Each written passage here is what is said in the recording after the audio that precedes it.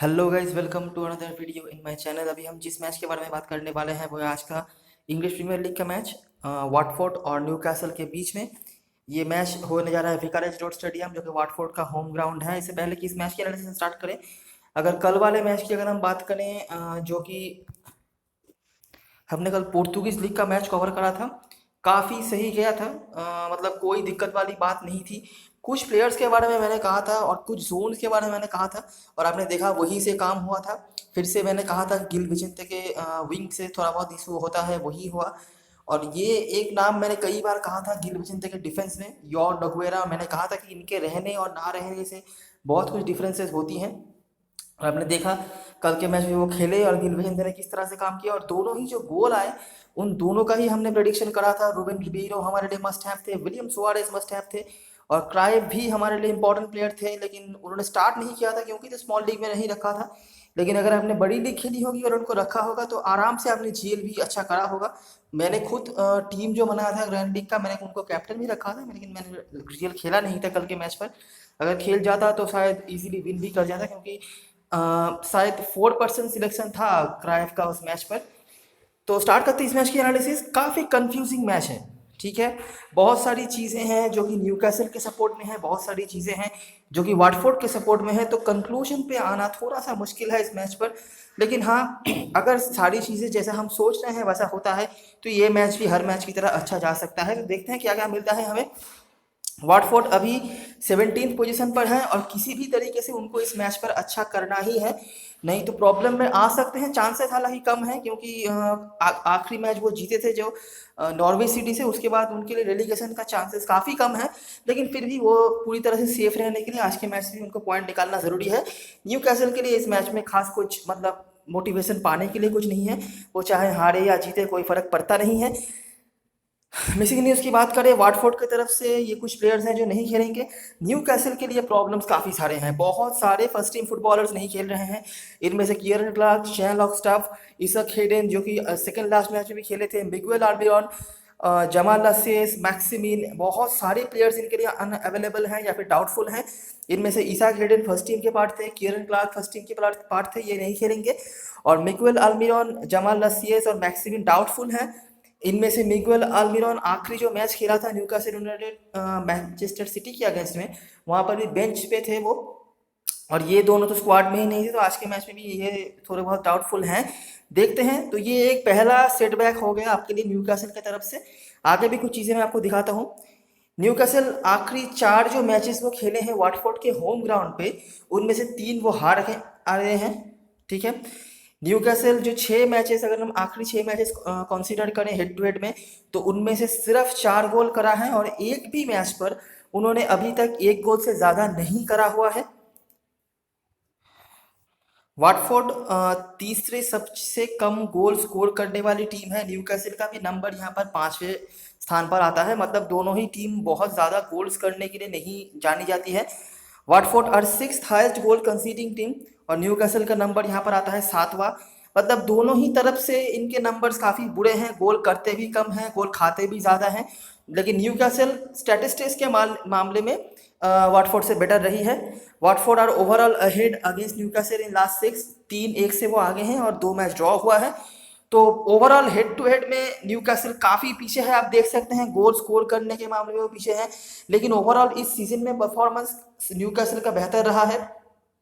और उससे भी बड़ी जो बात है न्यूकासल के लिए प्रॉब्लम आज के मैच में, वो है कि बहुत सारे उनके फर्स्ट टीम प्लेयर्स या तो अनअवेलेबल हैं या फिर डाउटफुल हैं स्टार्ट करने के लिए, ठीक है। तो देखते हैं आगे हमें क्या क्या चीज़ें देखने को मिलता है। इससे पहले मैं दोनों टीमों की एनालिसिस स्टार्ट करूं, दोनों टीमों के बारे में एज यूजुअल मैं थोड़ा बहुत आउटलाइन आपको दे देता हूं, जो आपको पूरे वीडियो में देखने को मिलेगा। जैसा कि आप देख ही सकते हैं, मैं वाटफोर्ड से स्टार्ट करता हूं। जैसे कि आप देख ही सकते हैं कि वाटफोर्ड काफ़ी कम गोल करने वाली टीम है। शायद ही उनको लिए ऐसा कोई मैचेस आपको देखने को मिलेगा जहां पर वो मतलब 2 से ज़्यादा गोल कर रहे हैं। 2 गोल करना भी काफ़ी मुश्किल हो जाता है उनके लिए। और इसके पीछे सबसे बड़ा जो रीज़न है वो है उनके जो मेन स्ट्राइकर कैप्टन ट्रॉय डीनी जो है, वो पिछले सीजनों में काफ़ी अच्छे फॉर्म पर थे, लेकिन इस सीजन में उतना सही फॉर्म उनका नहीं दिख रहा है, ठीक है। सेट पीस में भी इनके लिए उतने सही मतलब गोल स्कोरर्स की कमी नज़र आ रही है। कोशिश इनका होता है कि मिडफील्ड से कुछ काम करा जाए, विंग प्ले करते तो हैं लेकिन उतना इफेक्टिव है नहीं, ठीक है। थोड़ा बहुत कुछ मैचों में पोजीशन वगैरह रखते हैं। हाल ही के मैचेस में मेरे ख्याल से 6-7 मैच डे पहले उन्होंने लिवरपूल को हराया था काउंटर अटैक से डिपेंड करके, तो हाल ही में यही इनके लिए सबसे बड़ी जीत है। और आखिरी मैच में उन्होंने आखिरी पायदान पर रहे नॉर्विच सिटी को हरा दिया था। बाकी और कुछ इनके लिए पॉजिटिव बताने के लिए है नहीं। डिफेंस ठीक ठाक है, होल्डिंग मिडफील्ड भी ठीक ठाक है, बाकी बहुत ज़्यादा कुछ है नहीं इनके लिए बताने लायक। न्यू कैसल ऑन पेपर तो काफ़ी स्ट्रॉन्ग टीम है, काफ़ी अच्छे अच्छे प्लेयर्स हैं इनके पास, जो कि हर वक्त मतलब बड़ी टीमों के नज़र में रहते हैं ट्रांसफ़र मार्केट्स में। लेकिन उनका परफॉर्मेंस बिल्कुल भी सही नहीं चल रहा है। अनडाउट मतलब अननेसेसरीली वो डिफेंसिव फुटबॉल खेलते हैं, डिस्पाइट दैट इनके पास काफ़ी अच्छे अटैकर्स हैं। डिफेंस इनका बहुत स्ट्रॉन्ग है ऐसा तो मैं नहीं कहूँगा, लेकिन ये डिफेंसिव फुटबॉल खेलते हैं पता नहीं क्यों। थोड़ा बहुत विंग प्ले कर लेते हैं। मिडफील्ड इनका भी सही है, इनके पास भी काफ़ी अच्छे अच्छे मिडफील्डर्स हैं। और सेट पीस इनका इनका स्ट्रेंथ रहता है, और सेट पीस के डिफेंडिंग भी इनके लिए प्रॉब्लम करता है हमेशा। तो देखते हैं हमें क्या क्या चीज़ें देखने को मिलता है। आखिरी जो हेड टू हेड मैच हुआ था, न्यूकैसल 1-1 की बराबरी करी थी वाटफोर्ड से। न्यूकैसल ने सेट पीस से गोल करा था जैसे कि आप देख सकते हैं, और वाटफोर्ड ने भी मिडफील्ड से एक गोल मारा था जो कि ह्यूजेस ने करा था। बाकी दोनों ही टीमों के डिफेंस में आप देख सकेंगे अच्छा परफॉर्मेंस थे, और मिडफील्ड में भी दोनों ही टीमों ने अच्छा परफॉर्मेंस किया था। लेकिन अटैकिंग थर्ड में न्यूकैसल बहुत पीछे रह गई थी। वाटफोर्ड कंपैरेटिवली बेटर था, यहाँ पे जीत भी सकते थे वो, लेकिन चलिए हुआ नहीं। वाटफोर्ड के जो कोच है ना, हावियर गार्सिया, इनका रिकॉर्ड न्यूकासल के अगेंस्ट में बहुत सही है। मेरे ख्याल से 4 मैचेस वो खेले हैं ऑल कॉम्पिटिशन्स में, उनमें से वो 3 शायद जीते हैं और 1 हारे हैं, ऐसा कुछ है इनका रिकॉर्ड। हाँ, तो आप देख सकते हैं वाटफोर्ड अटैकिंग थर्ड में बेटर थे, जीत नहीं पाए थे। वाटफोर्ड के पास यहाँ पर थोड़ा ज़्यादा पोजीशन था। कुछ इंपॉर्टेंट पासर्स अगर हम बोलेंगे तो दुकुड़े, जो कि सबसे ज़्यादा पासेस यहाँ पर खेले थे, दुकुड़े और कापुए, ये दोनों वाटफोर्ड की टीम में बहुत इंपॉर्टेंट रोल प्ले करते हैं। ठीक है, यहाँ पर कापुए साथ खेले नहीं थे, तो क्लेवर्ली का नाम को दिख जाएगा। सीन लॉन्ग स्टाफ न्यूकासल की तरफ से, और यहाँ पर खास कुछ नहीं है। आखिरी कुछ मैचेस को हम कंसीडर करते हैं। वाटफोर्ड आखिरी सेकंड लास्ट मैच में साउथहैम्पटन के साथ हार गई थी 3-1 गोल से, और जो गोल उनको मिला था वो भी मतलब ओन गोल किया था साउथहैम्पटन के एक डिफेंडर ने, नहीं तो मतलब स्कोर लाइन और भी बुरा नजर आ सकता था। साउथहैम्पटन ने यहाँ पर अच्छा डिफेंस रखा था, और वैसे ही वाटफोर्ड के पास खास कुछ है नहीं बताने लायक। सेट पीस से गोल यहाँ पर कंसीड किया था। ओवरऑल डोमिनेशन जैसे कि आप देख सकते हैं, डिफेंडिंग यहाँ पर बहुत ज़्यादा खराब था। ओनली गोल ओन गोल के जरिए आया था।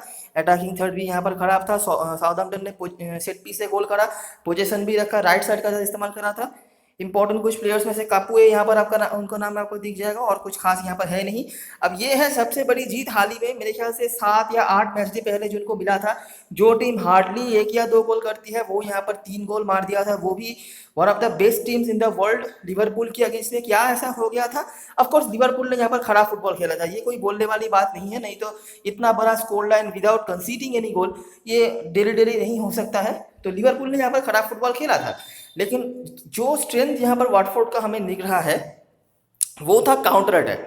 डेवास्टेटिंग काउंटर अटैक उन्होंने करा था, और उनके अटैकिंग थर्ड में इस साइड में चाहे जो भी खेले, इसका मतलब डेलोफ्यू यहाँ पर खेल रहे थे, इस साइड से उनका ज़्यादा जो है पेनिट्रेशन नहीं नजर आता है मुझे। बाकी डुकुडे, ट्रॉय डीनी और इस्माइला सार, इन तीनों ने मिलकर मतलब झिंझोर के रख दिया था पूरी तरह से लिवरपूल को काउंटर अटैक से। और आप देख सकेंगे, अगर आप टाइमिंग को देखेंगे तो लगभग 17-18 मिनट का एक ड्यूरेशन था। ठीक है, उसी बीच मतलब 17-18 मिनट भी नहीं कहूँगा मैं, 5 मिनट के ड्यूरेशन में 2 गोल। ठीक है, और 1 गोल किया था 72 मिनट पर, और ऐसे ही काम हो गया। और बाकी पूरा मैच उन्होंने डिफेंस करा, डिफेंस यहाँ पर बहुत ज़्यादा अच्छा था। होल्डिंग मिडफील्ड भी ठीक ठाक था, लेकिन अटैक में यहाँ पर भी इश्यूज थे, लेकिन काउंटर अटैक में इनके लिए चीज़ें अच्छी हो गई थी। ठीक है, तो जहाँ से इस्माइल असार ने 2 गोल करा, और उसी 2 गोल के बाद से लोग इस्माइल असार को किसी तरह से भूल भी नहीं पा रहे हैं, और आज के मैच में भी ये सबसे हाईली सिलेक्टेड कैप्टन चॉइस हैं। लेकिन याद रखना, क्योंकि वाटफोर्ड ज़्यादा विंग प्ले करती नहीं है, तो उस तरह से ऑन प्ले में आपको इस्माइल असार का डेली डेली रोल नहीं नजर आएगा। ठीक है, इस्माइल असार तभी इंपॉर्टेंट हो सकते हैं अगर वाटफोर्ड को काउंटर अटैक करने का मौका मिलता है। लेकिन अगर वाटफोर्ड पोजीशन रखती है, जो कि मैंने हेड टू हेड में काफ़ी नोटिस किया है, आखिरी हेड टू हेड मैच में आपने ये देखा वाटफोर्ड ने पोजीशन रखा था, तो काउंटर अटैक करने का मौका आएगा नहीं। और काउंटर अटैक करने का अगर मौका नहीं आता है, तो यहाँ पे जो विंगर्स का रोल आप देख सकते हैं गोल्स वगैरह करने में, यहाँ पर ये पीछे चल सकते हैं। ये एक पॉइंट है जो आप नोट कर सकते हो। डिफेंडिंग यहाँ पर अच्छा था, काउंटर अटैक से हिट किया, सब कुछ यहाँ पर सही था, राइट साइड पेनिट्रेटेड था। लिवरपूल आप देख सकते हैं 71% पोजीशन रखा था, तो काउंटर अटैक ही करना था। मसीना का यहाँ पर टैगल से और खास कुछ है नहीं, गोल्स वगैरह के अलावा और कोई भी इंपॉर्टेंट प्लेयर्स यहाँ पर नहीं थे वाटफोर्ड की तरफ से बताने लायक। ब्राइटन के अगेंस्ट में 1-1 का ड्रॉ। ठीक है, फिर से आपको दिख जाएगा कि मिडफील्ड यहाँ पर भी सही था, डिफेंस भी सही था, लेकिन एक ओन गोल और हो गया, नहीं तो 1-0 से ही वो यहाँ पर जीत सकते थे। गोल यहाँ पर किया था दुकुरे ने, सेट पीस से शायद किया था। विंग प्ले उस तरह से इफेक्टिव नहीं था। कापू है, आप देख सकते हैं टैकल्स के मामले में, और कुछ भी नहीं है, पोजीशन क्योंकि रखा नहीं था। तो ये है वाटफोर्ड, ज़्यादा इफेक्टिव प्लेयर आपको इनकी तरफ से देखने को नहीं मिलते हैं, पोजीशन भी मेजोरिटी ऑफ द मैचेस में रखते नहीं हैं, तो इसीलिए पासिंग के भी पॉइंट्स नहीं हैं। तो इनके टीम में कुछ ऐसे प्लेयर्स हैं जो कि टैकलिंग के मामले में, पासिंग के मामले में आपको पॉइंट्स देते रहते हैं, जैसे कि डुकुड़े, कापुए, ऐसे प्लेयर्स आपको हमेशा ही कुछ ना कुछ पॉइंट्स देते रहते हैं। इनसे ज़्यादा कोई पॉइंट देगा या नहीं ये अलग बात है, लेकिन ये कॉन्सिस्टेंट पॉइंट स्कोरर्स हैं। ठीक है, गोल्स के मामले में इनका पल्ला थोड़ा सा हल्का चल रहा है, अनलेस कि वो काउंटर अटैक से कुछ करें, और इसी काउंटर अटैक में ही उन्होंने लिवरपूल जैसी टीमों को हरा दिया है। बाकी बीच बीच में डुकुरे या फिर ट्रॉय डीनी या फिर इस्माइल असार ने कुछ गोल करे हुए हैं, बाकी बहुत ज़्यादा कुछ अटैकिंग वाइज तो इनके लिए है नहीं, ये आपने देख ही लिया ऊपर। न्यूकैसल यूनाइटेड की अगर बात करें तो जैसे मैंने बताया ये विंग प्ले करते हैं। अभी शेफील्ड यूनाइटेड को उन्होंने हाल ही में 3-0 से हराया था। शेफील्ड यूनाइटेड तो वैसे ही डिफेंसिव टीम होती है, ज़्यादा कुछ अटैक पे जाती नहीं है, और उससे भी बड़ी बात वो यहाँ पर रेड कार्डेड हो चुके थे उनके एक डिफेंडर, और उसी के बाद पूरी तरीके से मैच को जकड़ लिया था न्यूकासल ने। और जैसे मैंने बताया विंग प्ले आप देख सकते हैं, दोनों विंगर्स ने मिलकर ही पूरा काम यहाँ पर कर दिया था। तीनों ही गोल्स विंगर के कॉन्ट्रीब्यूशन से आए थे। बाकी ईसा हेडन और आल्मिरॉन के ये कॉन्ट्रीब्यूशन थे, लेकिन 10 मैन डाउन था शेफील्ड यूनाइटेड, तो आप कुछ खास कह नहीं सकते हैं। और मल्टीपल रिकॉर्ड भी करा हुआ था उन्होंने डिफेंस में, तब जाकर उन्होंने 3 गोल करा, नहीं तो आप देख ही सकते हैं ज़्यादा गोल करने लायक टीम है नहीं न्यूकैसल की टीम भी।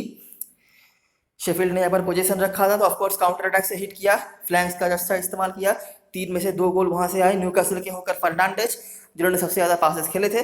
साउथहैम्पटन के अगेंस्ट में 1-0 से जीत हासिल करा, यहाँ पर भी आपको वही चीज़ देखने को मिलेगा, सॉलिड इन द बैक और विंग प्ले। ठीक है, एक गोल जो आया वो विंग से आया, दूसरा गोल भी आ सकता था विंगर का, लेकिन पेनल्टी मिस कर दिया था। न्यूकैसल ने यहाँ पर पोजीशन रखा था, जहाँ से जॉन सेल्वी सबसे इंपॉर्टेंट फील्डर हैं आज के मैच में, गोल स्कोरिंग एबिलिटी भी इनके पास काफ़ी है, और कुछ नहीं तो पासिंग के पॉइंट्स तो ये आपको देते ही रहते हैं। और जमाल लस्सेस जो कि शायद आज के मैच में खेलेंगे नहीं, सेल्वी सेट पीस वगैरह भी लेते हैं, तो इनको गलती से भी मिस मत कर लेना। वेस्ट हैम के अगेंस्ट आखिरी सेकेंड लास्ट जो मैच खेला था, वहाँ पर 2-2 से बराबरी करा था उन्होंने। डिफेंस में इश्यूज यहाँ पर थे, और मिडफील्ड यहाँ पर ठीक ठाक परफॉर्मेंस था, विंग प्ले भी ठीक ठाक था, इफेक्टिव उतना नहीं। डिफेंसिव अप्रोच यहाँ पर भी था, लेकिन क्योंकि वेस्ट हैम ने यहाँ पर पहले से ही अटैकिंग मोड पकड़ लिया था, गोल्स वगैरह कर लिए थे, तो यहाँ पर डिफेंसिव रह नहीं पाए थे, उनको अटैक पे जाना ही था। तो यहाँ से आल्मिरॉन और शेल्वी ने गोल करा था। यहाँ पर कुछ खास नहीं है बताने लायक। न्यूकैसल का यहाँ पर पोजीशन था, राइट साइड का ज़्यादा इस्तेमाल करा। शेल्वी जिन्होंने सबसे ज़्यादा पासेस कंप्लीट करा, आप देख सकते हैं शेल्वी और फर्नांडेज कंसिस्टेंटली पासर हैं, पासिंग के पॉइंट देते रहते हैं आपके लिए। शेल्वी सेट पीस भी लेते हैं, तो क्रॉसेस आप देख सकते हैं क्यों विंग प्ले कर रहे हैं, विंगर खिला रहे हैं, लेकिन फिर भी क्रॉसेस वो निकाल रहे हैं जो फ्री किक ले रहे हैं। मतलब विंग पे खेलने के बावजूद भी विंगर का क्रॉस नहीं आ रहा है। इससे तो आप ये समझ ही सकते हैं कि मतलब जो विंग प्ले है वो सिर्फ नाम के वास्ते ही विंग प्ले है, उस तरह से विंग पे क्रॉस वगैरह नहीं निकालते हैं इनके विंगर्स। ठीक है, और दुबरावका के पास से तो न्यूकैसल यूनाइटेड का ही वही है, डिफेंसिव अप्रोच रखते हैं, लेकिन अगर कोई टीम इनके अगेंस्ट में पहले 1-2 गोल कर देती है तो वो अटैक में भी जाने की कोशिश करते हैं, लेकिन अटैक बहुत सही तो इनका नहीं है, विंग प्ले करने की कोशिश करते हैं। मिडफील्ड इनका भी स्ट्रेंथ काफ़ी अच्छा है मिडफील्ड में, डिफेंस बहुत अच्छा नहीं कहूँगा मैं, लेकिन फिर भी डिफेंडर्स पासेस वगैरह करते रहते हैं, और सॉलिड नहीं है उतना ज़्यादा। और ये दोनों ही टीमों का से तो दोनों ही टीम लगभग सेम ही है। ठीक है, कैरेक्टरिस्टिक्स वगैरह अगर बताया जाए, लेकिन एक चीज़ जो है न्यूकैसल के सपोर्ट में वो है कि इनके पास बेटर अटैकर है, और इनके पास काफ़ी सारे अटैकिंग ऑप्शंस भी हैं। वाटफोर्ड के सपोर्ट में जो चीज़ आ रहा है वो है कि सारे जो रिकॉर्ड्स बोल लीजिए, हिस्ट्री बोल लीजिए, वो वाटफोर्ड के सपोर्ट में बात कर रहा है। तो इसीलिए ये मैच जो है ना काफ़ी कंफ्यूजिंग है कि आप किस तरफ से सोचेंगे। आप 0-0 कहेंगे, जी हाँ इसके भी चांसेस हैं, क्योंकि दोनों टीमें काफ़ी अच्छी डिफेंसिव टीम है, मतलब डिफेंसिव अच्छी टीम नहीं है लेकिन डिफेंसिव खेलती तो है अच्छी तरीके से। ठीक है, काउंटर अटैक में जाने की कोशिश करती है, तो ऐसा है क्या इस मैच में 1-1 का स्कोर लाइन हो सकता है? जी हाँ, बिल्कुल ये भी चांसेस हैं। हमने आखिरी हेड टू हेड में भी ऐसा होते हुए देखा है। क्या दोनों टीमों की तरफ से बंचेस में गोल आ सकते हैं? बिल्कुल इसकी भी चांसेस काफ़ी हैं, क्योंकि दोनों ही टीम डिफेंसिव खेलने के बावजूद भी इनका डिफेंस उतना स्ट्रांग नहीं है, और दोनों ही टीमों का रिकॉर्ड है काफ़ी सारे गोल कंसीड करने का, ये आपने ऊपर भी देख लिया है। तो काफ़ी कंफ्यूजिंग मैच है, लेकिन मैं कंक्लूड यही करना चाहूँगा कि वाटफोर्ड आज के मैच में थोड़ा बहुत भी अगर हो तो फेवरेट हो सकता है। 1-0 शायद नहीं कहूँगा, 2-1 या फिर 3-2 या फिर कुछ भी हो, लेकिन वाटफोर्ड को ही मैं आज के मैच में फेवरेट मान रहा हूँ। क्लीन शीट की भी चांसेस हैं, लेकिन मैं अपना टीम क्लीन शीट के बेसिस पर नहीं बनाऊंगा, जो मैं आपको डेमो टीम दिखाऊंगा, क्योंकि अगर मैं क्लीन शीट के लिए चला गया ना, तो काफ़ी सारी इंपॉर्टेंट प्लेयर्स को मुझे मिस करना पड़ सकता है, जो कि मैं नहीं करना चाहूँगा। ठीक है, गोल्स की उम्मीद मुझे ज़्यादा तो नहीं है, लेकिन फिर भी मुझे लगता है 2-1 मिनिमम होना चाहिए जो भी टीम आज जीते उनकी तरफ से। सेट पीस टेकर्स की बात करें, न्यूकासल की तरफ से मैट रिची, मैक्सिमिन और शेल्वी पेनल्टी लेते हैं। रिची, लजारो, मैक्सिमिन और शेल्वी भी सेट पीस में भी आ जाते हैं। वाटफोर्ड की तरफ से ट्रॉय डीनी पेनल्टी लेते हैं, उसके बाद रॉबर्टो पेरेरा और सार। फ्री किक में देलोफ्यू जो कि नहीं खेलेंगे, और नथानियल चालोबा भी शायद स्टार्ट नहीं करेंगे, और शार उसके बाद। स्टैटिस्टिक्स की बात करें तो वाटफोर्ड की तरफ से ट्रॉय डिनी और सार आते हैं गोल्स के मामले में, और न्यूकासल की तरफ से आप देख सकते हैं कोई ही स्ट्राइकर नहीं है। जॉन्जो सिल्वी जो मिडफील्ड में खेलते हैं, इनका ही हाईएस्ट है। असिस्ट के मामले में वाटफोर्ड की तरफ से जो है हाईएस्ट, वो अवेलेबल नहीं है, और यहाँ से सेंट मैक्सिमियन और कैरोल। अभी एक बार देख लेते हैं दोनों टीम के पॉसिबल लाइनअप्स विद फॉर्मेशंस। तो मेरे ख्याल से दोनों टीमें इस तरह के फॉर्मेशन के साथ आ सकते हैं। इनमें से मेरे लिए जो प्लेयर्स मस्ट हैव है, पहले बता देता हूँ। अगर कोई क्लीन शीट नहीं आता है, ध्यान से सुनना, अगर कोई टीम क्लीन शीट रख लेती है तो अलग बात है, लेकिन अगर क्लीन शीट नहीं आता है तो फर्नांडेज यहाँ से, और कापुए, दुकुड़े, सेल्वी, ये चारों मेरे लिए मस्ट हैव है।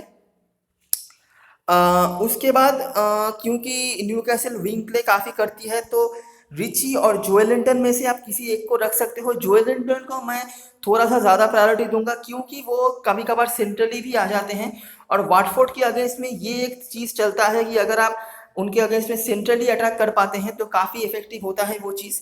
आपने आखिरी मैच में भी देखा है कि साउथहैम्पटन ने भी वही काम करा था, जहां पर उनके जो सेंट्रल स्ट्राइकर थे डैनी इंग्स ने 2 गोल मारे थे। आप चाहो तो केएल और जोएलिंटन दोनों को लेकर चल सकते हो, लेकिन मैं जोएलिंटन को ज़्यादा प्रायोरिटी दूंगा, वैसे भी इनका भी शायद सिलेक्शन परसेंटेज काफ़ी ज़्यादा है। आल्मिरॉन अगर खेलते हैं तो बहुत ज़्यादा इंपॉर्टेंट प्लेयर है, लेकिन खेलेंगे या नहीं पता नहीं, तो इसीलिए मैं थोड़ा सा डाउटफुल हूँ। वाटफोर्ड की तरफ से बोला जाए तो मैंने इनके लिए जो इंपॉर्टेंट प्लेयर्स हैं बता दिया। इस्माइला सार देखिए, वहीं पर वो ज़्यादा इंपॉर्टेंट होते हैं अगर काउंटर अटैक करती है टीम, लेकिन आज के मैच में मुझे नहीं लगता कि वाटफोर्ड पोजीशन नहीं रख पाएगी, तो काउंटर अटैक के मौके शायद इनके पास उतना ज़्यादा नहीं आए। लेकिन हाँ, अगर स्पेस का कोई इशू नहीं होता है तो इनको ज़रूर अपने टीम में रख लेना, क्योंकि सबसे ज़्यादा कैप्टन सिलेक्शन आज इन्हीं का है। ट्रॉय डीनी भी मेरे लिए काफ़ी इंपॉर्टेंट प्लेयर होंगे आज के लिए, क्योंकि जो चीज़ मैंने कहा वाटफोर्ड के अगेंस्ट में, वही उसी तरह का चीज़ न्यूकासल के अगेंस्ट में भी काम करता है, कि इनके अगेंस्ट में भी जो पॉजिटिव स्ट्राइकर्स होते हैं इनको काफ़ी स्पेस मिल जाता है, क्योंकि इनके जो मिडफील्ड है, यहाँ से जॉन जोसेल भी अगर मिडफील्ड में ऑपरेट भी करते हैं तो ये काफ़ी ऊपर आ जाते हैं, तो मिडफील्ड में एक लूप होल तैयार हो जाता है, जिसका फ़ायदा नंबर 9 के स्ट्राइकर जो होते हैं अपोजिट टीम के, ये काफ़ी बार उठा लेते हैं। तो इसीलिए बाकी दोनों टीमें डिफेंसिव खेलती है, क्योंकि तो मतलब गोल कम होने के चांसेस भी हैं, लेकिन अभी कुछ कह पाना थोड़ा मुश्किल है। लेकिन जैसा मैंने बताया कि 2-1 ऐसा कोई स्कोर लाइन, तो इसी बेसिस पर मैं आपको अपना डेमो टीम दिखाता हूँ। तो अभी एक बार देख लेते हैं ड्रीम 11 की टीम और किस तरह से आप हाल में सोच सकते हो। तो जैसा मैंने बताया उसी बेसिस पर मैंने एक टीम यहाँ पर फॉर्मेशन करा है। एक स्पेस मैंने यहाँ पर रखा हुआ है, आप चाहो तो किसी किसी भी डिफेंडर को ऐड कर सकते हो, कोई लॉजिकल उस तरह से बात नहीं है। मतलब पासिंग के अगर कोई कुछ पॉइंट्स देते तो उस हिसाब से ही, बाकी कुछ नहीं है। तो मैंने यहाँ पर देखिए मिगुएल आल्मिरॉन को रखा है, मेरे लिए एक बहुत इंपॉर्टेंट प्लेयर है। अगर यहाँ पे आल्मिरॉन नहीं खेलते हैं तो विंग पे जो खेलेंगे आप उनको ऐड कर सकते हो, या फिर ड्वाइट गेल का ऑप्शन आपके पास आएगा फॉरवर्ड में से, आप इनको भी रख सकते हो। कापुए को इसीलिए मैंने रखा है, कापुए और ह्यूजेस इसीलिए मैंने इनको रखा है क्योंकि ये मिडफील्ड से ऑपरेट करेंगे और मिडफील्डर्स का रोल काफ़ी बेटर होता है। कापुए मेरे लिए पहले चॉइस है, ह्यूजेस को रखना ना रखना आपके ऊपर है। आप चाहो तो सेफ रहो और ह्यूजेस के जगह पर इस्माइल सार को ले लो, कोई दिक्कत वाली बात नहीं है। क्रेडिट का भी कोई इशू क्योंकि नहीं आने वाला है, लेकिन मुझे आज के मैच में इस्माइल सार का रोल उतना नहीं दिख रहा है अनलेस कि वो सेट पीस से कुछ करे। कापुए का मैंने इसीलिए रखा है क्योंकि बहुत सारे गोल्स तो नहीं होने चाहिए आज के मैच में, अगर ऐसा नहीं होता है तो ये आपको ड्रीम टीम का पार्ट होते ज़रूर देखेंगे। काफ़ी सही पासर हैं, टैकलिंग भी काफ़ी अच्छी कर लेते हैं, ठीक है, इसीलिए। और यहाँ पर ट्रॉय डिनी को रखा है। कैप्टन वाइस कैप्टनसी की अगर आप चॉइस की बात करोगे तो मुझे लगता है जोएलिंटन के साथ आप बिल्कुल जा सकते हो, कोई दिक्कत वाली बात नहीं है। दुकुड़े यहाँ पर काफ़ी अच्छे ऑप्शन हैं, लोग इनको टीम में रखेंगे लेकिन कैप्टन वाइस कैप्टन शायद नहीं बनाए, लेकिन इनका हेड टू हेड रिकॉर्ड काफ़ी अच्छा है। मेरे ख्याल से 2 या 3 मैचेस उन्होंने खेले हुए हैं, इंक्लूडिंग ये बेंच से वो आए थे एक मैच पर, और उनके खाते में 1 गोल 1 असिस्ट ऑलरेडी है। जॉन शेल्बी का ऑप्शन यहाँ पर आता है, ये भी काफ़ी इंपॉर्टेंट रोल प्ले करेंगे मिडफील्ड से क्योंकि खेलेंगे। आज के मैच में कोशिश यही करना जो भी सेंट्रली खेलेंगे उन पर ज़्यादा कॉन्सेंट्रेट करने की। हालांकि न्यूकासल विंग प्ले तो करती है, लेकिन आज के मैच में मुझे विंगर्स का उतना ज़्यादा रोल नहीं नजर आ रहा है दोनों ही टीमों की तरफ से, ठीक है, इसीलिए मैंने इस्माइल अजहर को पहले ड्रॉप किया था। अगर आप चाहो तो ले सकते हो, और मुझे यहाँ पर कुछ खास नज़र नहीं आ रहा है। ट्रॉय डिनी का भी ऑप्शन है, तो ये ट्रॉय डिनी, दुकुड़े, जॉन शेल्बी, जोएलिंटन, ये कुछ ऑप्शंस हैं। और आल्मिरॉन अगर खेलते हैं तो ये 4-5 ऑप्शन हैं जिनमें से आप अपना कैप्टन वाइस कैप्टन ट्राई कर सकते हो। बाकी अगर कोई अपडेट वगैरह आए या फिर कुछ भी अनएक्सपेक्टेड चेंज हो तो उसके बारे में टेलीग्राम पर मैं अपडेट कर देता हूँ, जिसका लिंक होगा डिस्क्रिप्शन बॉक्स में, आप उस लिंक का इस्तेमाल कर सकते हो। याद रखना थोड़ा कंफ्यूजिंग मैच है, कुछ भी बता पाना, स्कोर प्रेडिक्ट कर पाना भी काफ़ी मुश्किल हो रहा है मेरे लिए, क्योंकि रिकॉर्ड्स सारे वाटफोर्ड के सपोर्ट में है लेकिन फॉर्म वगैरह सब कुछ न्यूकासल का बेटर चल रहा है। और आखिरी मैच पर, आखिरी 2 मैच पर इनफैक्ट काफ़ी बुरी तरीके से डिफेंसिवली काफ़ी बुरी तरीके से परफॉर्मेंस रहा है न्यूकासल का। उस हिसाब से वाटफोर्ड आखिरी मैच में जीत के आ रही है, तो वो मोमेंटम भी शायद वाटफोर्ड के साथ ही हो, लेकिन मैं जिस तरह से उनका करंट फॉर्म हो या रिकॉर्ड है चल रहा है, इसीलिए मैं वाटफोर्ड को भी ऊपर बहुत नहीं रख पा रहा हूँ, तो इसीलिए काफ़ी कंफ्यूजिंग है। तो इसी बेसिस पर मैंने ये टीम बनाया है। आप देख सकते हैं 5-5 प्लेयर्स रखे हुए हैं, ज़्यादा डोमिनेटिंग नहीं है। तो ये रही सारी एनालिसिस और ऑब्जर्वेशन। अगर आपको अच्छा लगा हो तो लाइक जरूर करना, सब्सक्राइब करना चैनल को, और टेलीग्राम चैनल पे ज्वाइन हो जाना। लास्ट मोमेंट में बहुत सारी अपडेट वहाँ पर आती रहती हैं, सब कुछ फ्री है, सब कुछ आपके लिए है। तब तक के लिए best of luck for this match and good bye for now.